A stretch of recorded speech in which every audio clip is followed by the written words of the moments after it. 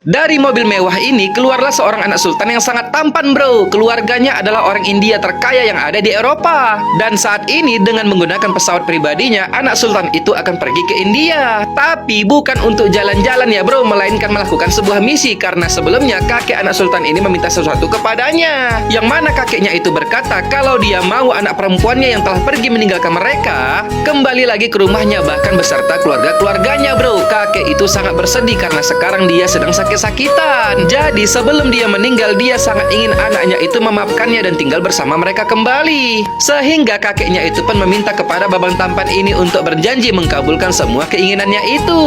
Jadi karena itulah anak sultan yang tampan ini pergi ke India, bro. Dia ingin membawa bibinya kembali ke rumah mereka. Dan misinya itu diawali dengan mengikuti suami bibinya ini yang sedang berada di bandara juga. Namun dia tak berani mendekatinya, bro, karena sudah 20 tahun mereka tidak bertemu. Jadi jelas bibinya tidak mengenalinya lagi. Lalu ketika melihat pamannya pergi, anak sultan itu pun ingin tetap mengikutinya, bro. Dan saat ada mobil datang di hadapannya, dia langsung masuk begitu saja. Padahal mobil itu milik orang lain, sehingga pemiliknya pun jadi marah. Tapi si abang malah menyuruh anak buahnya untuk membeli mobilnya, bro. Wadidaw, anak sultan itu, bos, bukan kaleng-kaleng. Apapun bisa terjadi.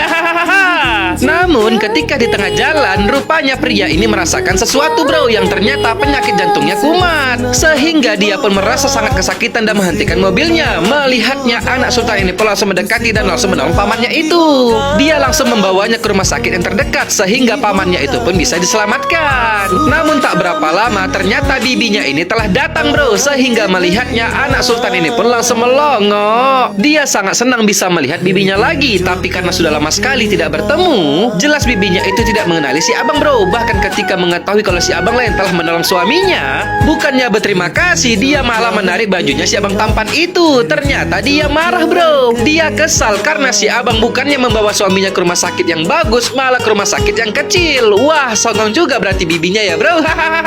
Tapi seorang dokter berkata seharusnya Anda berterima kasih kepada dia. Jika terlambat maka suami Anda akan lewat. Mendengar itu, bibinya ini pun jadi malu. Lalu dia pergi meninggalkan si abang begitu saja.